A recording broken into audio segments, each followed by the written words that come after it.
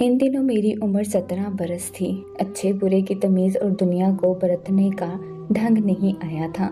सोचों में गहराई ना थी कि ज़िंदगी और मुस्तकबिल के फ़लसफ़े को समझती। अच्छी शक्लों पर मर मिटने को जी चाहता था। ये उम्र का वो दौर था जब दिल को साथी की तलाश होती है। मैं भी बेमकसद नहीं झांकती थी। नज़रें किसी हसीन साथी की आरज़ू में बेकरार रहती थी और मेरी भोली माँ मेरी नज़रों का मफ़हूम ना समझती थी। तभी उन्होंने मुझे छत पर जाने से मना कर दिया। इनका ख्याल होगा कि ये और तो कहीं आती जाती नहीं है, एक छत ही तो है, खुली फिजा में सांस ले ले। ये इतवार का दिन था। काफ़ी दिनों से सामने वाली बिल्डिंग में बलाई मंजिल पर जो फ्लोर खाली था, आज वहाँ जिंदगी के आसार नजर आए। एक खूबरू नौजवान गैलरी से झांक रहा था। अचानक इसने नज़र ऊपर उठाई और मुझे छत की मुंडेर से अपनी जानिब तकते पाया। बेख्तियार वो मायने खेज अंदाज में मुस्कुरा दिया और मैं एकदम से पीछे हो गई। पर अब चैन कहाँ था। जरा देर बाद फिर झांका। इसने भी खुश दिली से हाथ हिला दिया। मेरी नवीद से जान पहचान बस ऐसी ही एक झलक से शुरू होकर एक मुकम्मल दास्तान पर ख़त्म हो गई। मगर मेरी ज़िंदगी का ये सफ़र मंजिल पा लेने के बावजूद भी नामुकम्मल ही रह गया। एक रोज जब के छत से मैं झांक रही थी और नवीद मुझे इशारे कर रहा था, मेरी शामत आ गई। मेरे अब्बू साहब गली से नमूदार हो गए। वो घर की जानिब आ रहे थे। मैं तो अपनी दुनिया की रंगीनी में खोई हुई थी। इनके आने का मुझे एहसास ना हुआ, लेकिन अब्बू ने मुझे निगाहों की जुबान में नवीद से गुफ्तगू करते देख लिया। घर आए तो वालदा से पूछा, सुल्ताना किधर है? छत पर होगी या यहीं कहीं होगी? उन्होंने शाने बेनियाजी से जवाब दिया और अपने काम में मसरूफ हो गई। सुगरा बेगम, कमाल है, तुम जवान बेटी की माँ हो और तुमको खबर ही नहीं कि तुम्हारी बेटी कहाँ है। अगर छत पर भी है तो भरी दोपहर में वहाँ क्या कर रही है? अब मुझे क्या खबर भाई, मैं तो किचन में खाना बनाने में मसरूफ हूँ। खाने को छोड़ो, अपनी बेटी की खबर लो। छत पर जाओ, देखो तो वहाँ कड़कती धूप में क्या कर रही है। वालिद साहब के सख्त तेवर देख कर अम्मी ऊपर आने को सीढ़ियाँ चढ़ने लगी। अम्मी के कदमों की आवाज़ पर मेरे कान खड़े हो गए। मैं खुद जल्दी से सीढ़ियों पर पहुँच गई कि इनके छत तक पहुँचने की नौबत ही न आए। चलो, तुम्हारे अब्बू आ गए हैं और तुम्हारा पूछ रहे हैं। मेरा दिल तो धड़क उठा। खुदा ना करे मेरे अब्बू ने नवीद से इशारों में बातें करते तो नहीं देख लिया। दिल दुरुस्त खदशे से धड़का था। अब्बू ने डांट कर पूछा, इतनी तपिश है, इस वक्त छत पर क्या कर रही थी? क्या सामने की बिल्डिंग में तुम्हारी कोई सहेली रहती है? इनका जो मायने जुमला मुझे ताज़ियाने की तरह लगा और मैंने झुरझुरी ली। नहीं तो अब्बू, बस इसी कदर कह सकी। वो भी इस वक्त गुस्सा पी गए। लेकिन इनके दिल में जिस खदशे ने सर उठाया था, इसने अब्बू को फिक्र और परेशानी में मुब्तला कर दिया। वालिदा तो मेरी कुछ ठंडे मिजाज की थी और बिल्कुल भी वो जल्दी पसंद ना थी। जो काम माओ का होता है वो भी वालिद साहब ने खुद सरअंजाम देने की ठान ली। अब्बू अब दिन रात मुझे ब्याहने की चारा सासी में लग गए। करीबी दोस्तों से जिक्र किया कि मेरी बेटी का रिश्ता तलाश करना है। खानदान में इसके लिए कोई अच्छा रिश्ता मौजूद नहीं है। आदमी किसी जुस्तजू में अगर लग जाए ना तो कामयाब हो ही जाता है। एक दोस्त के तवस्सुत से वालिद साहब को मेरे लिए मुनासिब रिश्ता मिल गया। अब्बू के दोस्त की बेगम हमारे घर आई। उन्होंने मुझे देखा और पसंद कर लिया। जब वालिदा ने मुझे बताया कि तुम्हारे अब्बू ने एक लड़का पसंद कर लिया है तो मैं परेशान हो गई, मगर माँ की तसल्ली को कहा, मुझे इस लड़के की फोटो तो दिखाएं, तब ही हाँ करूँगी। अगले रोज अम्मी ने एक फोटो दिखाई। मौसूफ की शक्ल मुझे एक आंख ना भई, जरा भी खूबसूरत ना था। ऊपर से कुछ पुख्ता उम्र के लगते थे और सर पर बाल भी बहुत कम थे। देखते ही मैंने फोटो को परे फेंक दिया और कानों को हाथ लगाकर कहा, तौबा तौबा अम्मी, क्या आपको मेरे लिए यही आदमी पसंद आया है? हरगिज मैं इससे शादी ना करूँगी, मर जाना पसंद करूँगी। अम्मा की आंखें तो खुली की खुली रह गईं। उन्होंने ये कहकर मुझको मजीद इस मामले पर बहस करने से रोक दिया कि तुम्हारे अब्बा आ जाएं, इनसे बात करूँगी। अगले रोज जब अब्बू दफ्तर चले गए, माँ ने कहा, मैंने बात की है। अब्बू ने यही सवाल किया है कि बेटी से पूछो इनकार की वजह क्या है। महज सूरत ही सब कुछ नहीं होती, असल शय सीरत होती है। अम्मा, सीरत के साथ लड़की लड़के की पसंद को भी खातिर में रखना पड़ता है। तो क्या कोई पसंद है तेरी, बता दे। ये भी मैं तेरे अब्बू से पूछ लूंगी। सोचा मौका अच्छा है, माँ के कान में डाल ही दूं।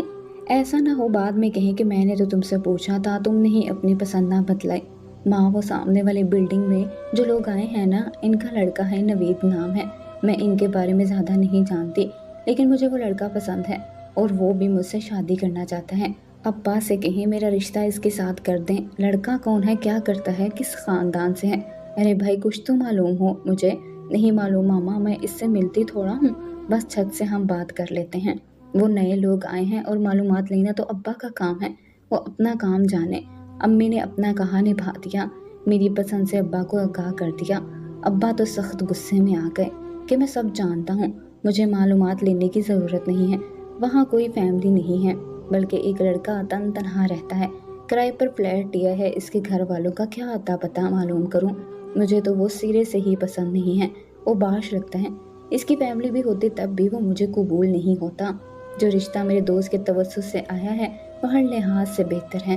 बेटी को समझा दो कि ये टांग झांग का सिलसिला बंद कर दे, वरना ऐसे मार मारूंगा कि बचेगी नहीं। अम्मा मुझे क्या बताती। अब वो तो ये सब बुलंद आवाज़ के साथ गरज बरस कर कह रहे थे कि अब इनका कहा पत्थर की लकीर है और मज़ीद कुछ कहने सुनने की गुंजाइश नहीं है। वो किसी अजनबी से रिश्ता हरगिज़ ना करेंगे।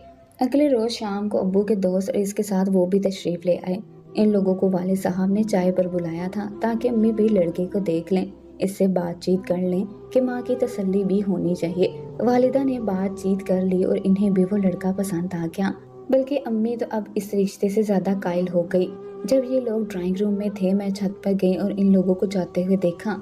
पहले ही नज़र में मुझे वो शख्स बेहद बुरा लगा जो कि इस घर का दामाद था। इसी वक्त सोच लिया कि जान दे दूंगी मगर शादी अपने ख्वाबों के शहजादे नवीद से ही करूंगी, जो इसके तरह खूबसूरत और हैंडसम था, जैसे किसी मुल्क का प्रिंस हो। जब उबलते चश्मे को रास्ता ना मिले तो वो पहाड़ को कुचल डालता है। मैंने भी जल्दी में एक खत लिखकर नवीद की तरफ उछाल दिया। वो दौड़कर आया और गली से उठा लिया।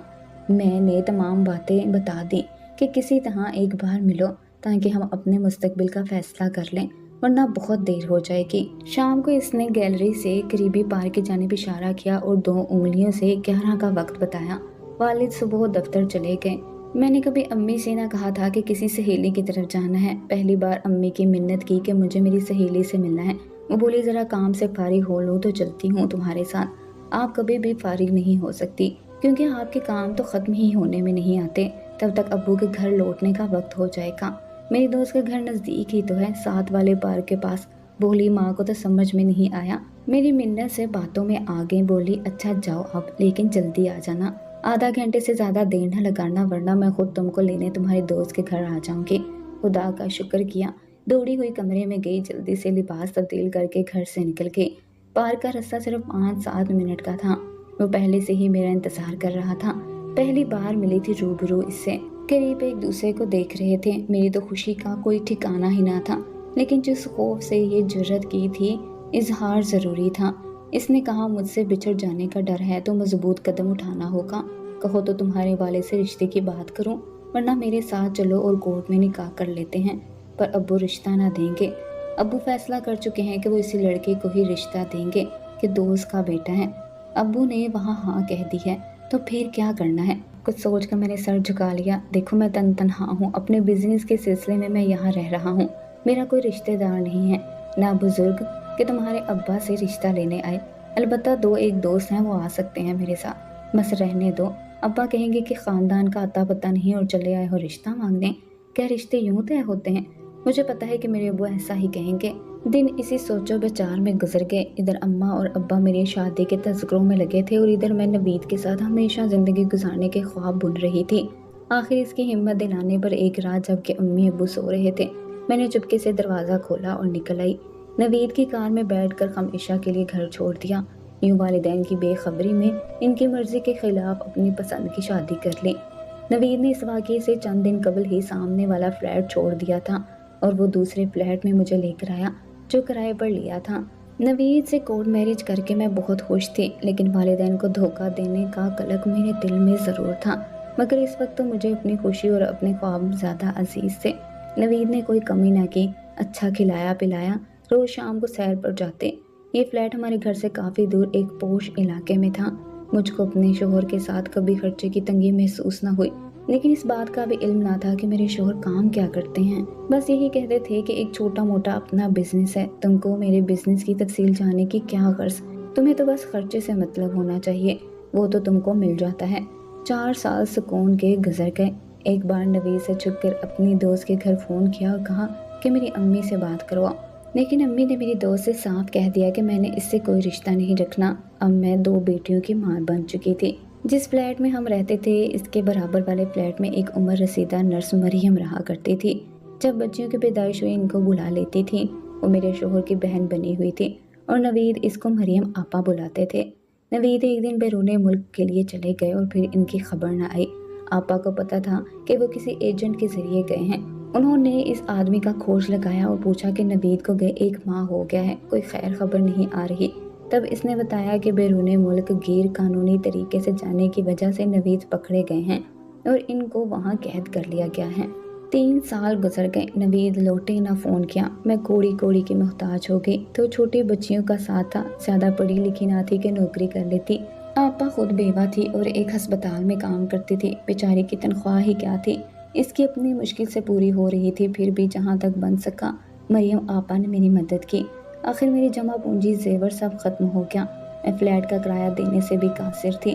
ایک روز مالک مکان نے میرا سامان باہر نکلوا دیا، رہنے کا آسرا بھی نہ رہا۔ مریم آپا نے رحم کھا کر مجھے کچھ دنوں کے لیے اپنے گھر میں رکھ لیا، مگر یہی کہا کہ اب تم خود اپنے قدموں پر کھڑی ہونے کا چارہ کرو، میں تم کو مستقل سہارا نہیں دے سکتی۔ نوکری کی تلاش کر نکلی، میں گھریلو کام کے لیے ملازمہ جیسی نوکری ہی کر سکتی تھی، وہ بھی نہ ملی۔ تو چھوٹی بچیوں کا ساتھ تھا جن کی وجہ سے کوئی مجھے اپنے گھر ملازمہ رکھنے پر بھی تیار نہ تھا۔ جبکہ بچیاں دودھ کے لیے روتی تھیں، ایک کوٹھی میں ملازمہ ہونے کے لیے گئی۔ یہ کسی فوٹوگرافر کا گھر تھا۔ اس نے مجھے باغور دیکھا، کہنے لگا اگر ماڈلنگ پر تیار ہو جاؤ تو ملازمت مل سکتی ہے، سرونٹ کوارٹر بھی رہنے کو مل جائے گا، تم بہت خوبصورت ہو، ایسا چہرہ تو لاکھوں میں ایک ہوتا ہے، چند دنوں میں ہی تمہاری غربت دور ہو جائے گی۔ یہ ان دنوں کا ذکر ہے جب لڑکیوں کے لیے ماڈلنگ اور اداکاری معیوب سمجھی جاتی تھی، لیکن میری مجبوری تھی، پیٹ میں روٹی تھی اور نہ سر پر چھت۔ راضی ہو گئی، اس نے میرے چند فوٹو لیے اور پھر مجھ پر دولت کے دروازے کھل گئے۔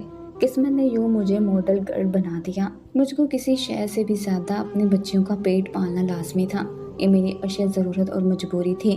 پھر ان کو اچھی تعلیم کی خاطر روپوں کی حاجت تھی۔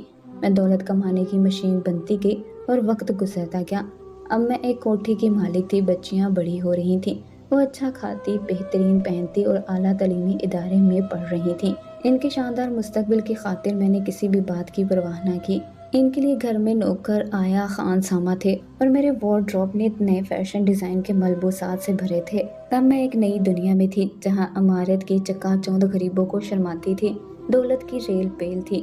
میرے اشاروں پر مشہور مصنوعات بنانے والی کمپنیاں دولت میرے پاؤں میں رکھتی تھیں۔ سبھی کچھ مل گیا مگر نوید نہ تھے۔ ان کی یاد میرے دل میں ہر دم چٹکیاں لیتی تھی۔ مجھ کو ان سے واقعی محبت تھی، ان کے ساتھ گزارے دن جنت کا خواب معلوم ہوتے تھے۔ جب شوہر سے جدائی کا خیال دل کو مجروح کرتا تو دل بند ہو جاتا۔ وہ موسم سرما کی ایک سرد رات تھی۔ 7 سال بعد مریم آپا کے ہمراہ اچانک نوید آ گئے۔ مریم آپا میرا گھر جانتی تھی، ان کو سامنے دیکھ کر تو مجھے آنکھوں پر یقین نہ رہا۔ سوچ رہی تھی جب صبح بچیاں اپنے باپ کو دیکھیں گی تو ان کا کیا رد عمل ہوگا، خوشی سے پاگل ہو جائیں گی۔ نوید کو تمام رات میں اپنے اوپر گزرے دکھوں کا ایک ایک لمحہ بتاتی رہی۔ میں نے انہیں کہا کہ میں مجبور تھی، اب تم آ گئے ہو تو ہرگز گھر سے قدم نہیں نکالوں گی، میں ماڈلنگ چھوڑ دوں گی اور اپنی بچیوں کے لیے ایک مثالی ماں بن جاؤں گی، ہم ایک نئے دور کا آغاز کریں گے۔ یقین تھا کہ نوید اب ہمارے لیے کچھ کریں گے۔ نوید کہنے لگے کوئی بھی کام برا نہیں، بشرط یہ کہ آدمی خود برا نہ ہو۔ وہ ہمارے ساتھ کوٹھی میں رہنے لگے، لیکن ان کو اب بیکار بیٹھنے سے غرض تھی، کمانے سے کوئی سروکار نہ رہا تھا۔ کہتے تھے بھٹکتے بھٹکتے تھک گیا ہوں، اب ذرا آرام کرنا چاہتا ہوں، سستانا چاہتا ہوں، مجھے سانس لینے دو۔ انہوں نے اتنا لمبا آرام کیا تھا کہ کمانے جوگے نہ رہے۔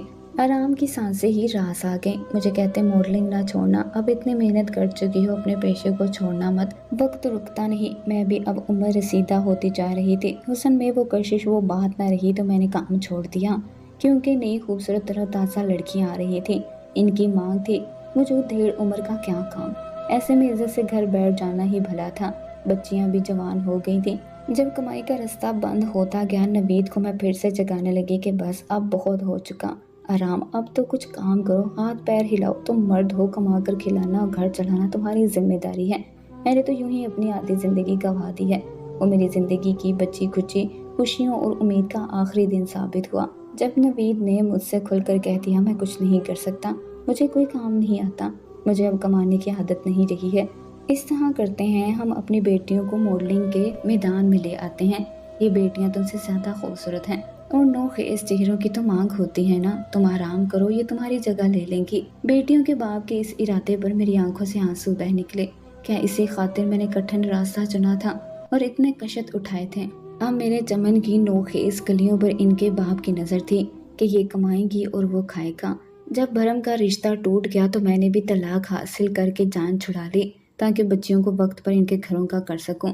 और आज भी ये खलिश मेरे दिल में है। काश मैंने अपने माँ बाप को धोखा ना दिया होता। माँ बाप का दिल दुखाने की वजह से ही मेरे साथ जिंदगी में ये सब कुछ हुआ था।